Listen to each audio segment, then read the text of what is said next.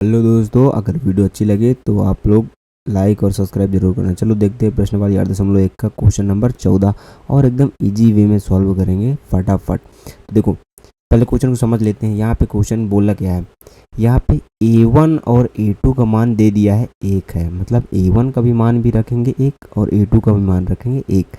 और बोला है ये फॉर्मूला दिया हुआ है, हमारा पूरा पड़ा हुआ है। और बोला है इसमें कि आप n का मान रखो जो कि 2 से बड़ा हो। ठीक है, 2 से बड़ा मतलब अब यहाँ पे मैं पहले बता चुका हूँ, यहाँ पे बराबर का साइन नहीं है। कभी कभी लगा रहता है यहाँ पे 2 से बड़ा और बराबर, इसलिए बराबर का साइन नहीं है। इसलिए हम n का मान जब भी रखेंगे, देखो जब भी बराबर रहता है तो 2 लेते हैं, 3 4, 2 को भी लेना पड़ता है, 5 6 7 ऐसे। लेकिन यहाँ पे बराबर नहीं है तो नहीं लेंगे, फटाफट से यहाँ पे 2 नहीं रहेगा क्योंकि यहाँ पे बराबर नहीं बोला है इसलिए। तो n का मान हमें क्या लेना है, 3 4 5 ये। ठीक है, तो चलो फटाफट से रख के सॉल्व कर लेते हैं। पहले इतना सॉल्व करते हैं, फिर इसका जो भी मान आएगा ना इसमें पुट अप करके हल कर देंगे, बस यही समझना है और कुछ नहीं। तो चलो फटाफट से मान रख देते हैं। यहाँ पे दिया है a1 का मान, सॉल्व कर रहा हूँ मैं। यहाँ पे दिया है a1 इज इक्वल टू क्या है 1, a2 इज इक्वल टू क्या है 1। ठीक है, और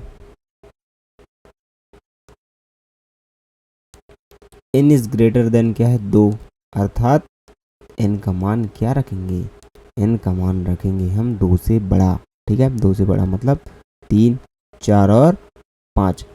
ठीक है, तो चलो फटाफट से हल कर लेते हैं इसको।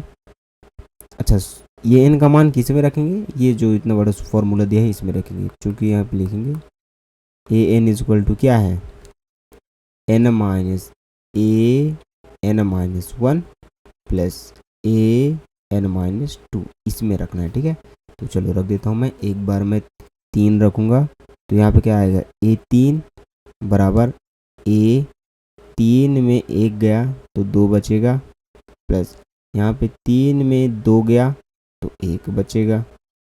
समझ में आ गया? ठीक है, अब यहाँ पे देखो, यहाँ पे 3 रखूँगा तो 1 घटाऊँगा 2 आएगा, यहाँ पे 3 रखूँगा 2 घटाऊँगा तो 1 ही आएगा। अब फटाफट से यहाँ पे a2 और a1 का मान रख देते हैं। a2 का मान क्या है 1, प्लस a1 का मान भी क्या है 1, तो क्या आएगा a3 का मान आएगा 2। समझ में आ गया? आ गया होगा समझ में। इसी प्रकार आप सॉल्व करेंगे a4 का मान, फटाफट रखते जाओ आंसर आते जाएगा।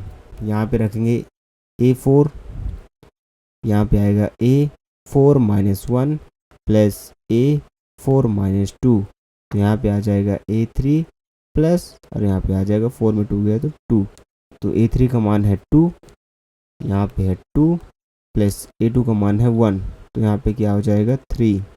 समझ में आ गया? तो a4 का मान क्या आ गया 3, ये भी मान तुम्हारा यहाँ पे गिवन हो गया। अब हम क्या करेंगे, a5 का मान निकालेंगे। a5 इज इक्वल टू क्या लिखूँगा यहाँ पे a5 माइनस 1 मतलब 4 आ जाएगा, प्लस यहाँ पे 5 माइनस 2 मतलब 3 आ जाएगा। ठीक है, तो a4 का मान क्या है, a4 का मान है हमारे यहाँ पे 3, और a3 का मान क्या है, a3 का मान है हमारे यहाँ पे 2, यहाँ पे आ जाएगा 2, और इज इक्वल टू क्या आ जाएगा 5। a5 का मान क्या आ जाएगा 5 आ गया।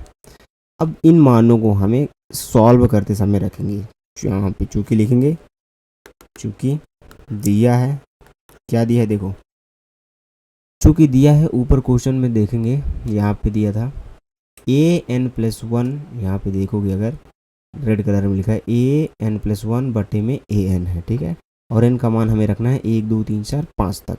तो चलो लिख लेते हैं an+1 बटे क्या था हमारा an, क्या है हमारे यहाँ पे an, जहाँ n का मान हमें रखना है 1 2 3 और 4 और 5 तक। ठीक है, चलो फटाफट रख देते हैं। मैं अगर यहाँ पे रखूँगा एक बार n का मान 1, तो यहाँ पे 2 आएगा, और बटे में क्या आ जाएगा 1, अर्थात इसका मान क्या आएगा, a2 का मान था 1, a1 का मान था 1, इसका मान आ जाएगा 1।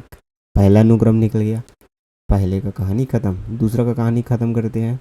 अब रखूँगा मैं यहाँ पे 2, तो यहाँ पे रखूँगा 2, तो यहाँ पे देखो, यहाँ पे 2 रखूँगा प्लस 1, तो 2 + 1 इक्वल टू क्या हो जाएगा A3, बट यहाँ पे पहले से यहाँ पे क्या है n का मान रखूँगा ना, 2 रखूँगा तो यहाँ पे भी n है, ध्यान रखना यहाँ पे क्या है n है, तो n की जगह में अभी 1 रखा था, अब 2 रखूँगा तो यहाँ पे क्या आ जाएगा 2। तो A3 का मान क्या था, A3 का मान यहाँ पे देखो पड़ा हुआ है, A3 का मान था 2, तो यहाँ पे आ जाएगा 2 और बट A2 का मान 1, अर्थात 2 हो जाएगा इसका आंसर। फिर इसी प्रकार हम निकालेंगे यहाँ पे, अब n का मान क्या रखूँगा 3, क्या रखूँगा यहाँ पे n का मान 3, तो यहाँ पे 3 + 1, 3 + 1 कितना हो जाएगा 4, बट यहाँ पे भी n है, 3 रखूँगा तो A3 हो जाएगा, तो यहाँ पे आ जाएगा A3। तो A4 का मान क्या था, A4 का मान हमारा था 3 और यहाँ पे रख दूंगा मैं 3, बट A3 का मान क्या था, A3 का मान था 2, तो यहाँ पे आ जाएगा 3/2।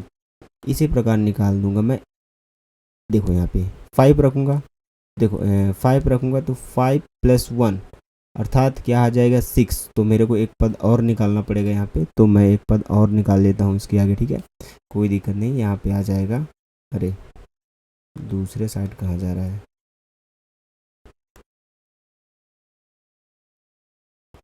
यहाँ पे A6 भी चाहिए तो मैं निकाल लेता हूँ, A6 इक्वल टू इसी सूत्र में मान रख के, ठीक है, इस सूत्र में 6 रखूँगा तो 6 - 1, तो यहाँ पे क्या आ जाएगा, जब मैं 6 - 1 रखूँगा तो यहाँ पे आएगा A5 प्लस, और 6 में 2 घटाऊँगा तो आ जाएगा A4। तो A5 का मान क्या था, A5 का मान था 5 + 4 का मान क्या था 3, तो A6 का मान आ जाएगा 8, ठीक है, A6 का मान आ गया 8। तो मेरे को यहाँ पे ज़रूरत है A6 का मान, तो मैं यहाँ पे रखूँगा, क्योंकि यहाँ पे अगर मैं 5 + 1 करूँगा तो क्या आता है 6, बटे कर दो, और यहाँ पे क्या आ जाएगा A5। तो A6 का मान क्या है, अभी निकाले हैं, A6 का मान है 8, तो यहाँ पे रख दूँगा मैं 8, ठीक है, और यहाँ पे 5 का मान क्या है, 5 का मान है 5, तो यहाँ पे आ जाएगा 5, तो 8/5। तो इसको हम अनुक्रम के रूप में लिखेंगे, ठीक है, तो अनुक्रम के रूप में लिखने के लिए सिंपल सा डैश करके लिख देना है। अनुक्रम रूप में लिखने के लिए हमारा क्या है, पहले का आंसर है 1, तो पहला आ जाएगा 1, फिर डैश, फिर दूसरा आंसर है 2, फिर 3/2 तो 1 और 2, फिर क्या है 3/2, फिर क्या है 8/5। This is the answer. समझ में आ गया, होपफुली आपको समझ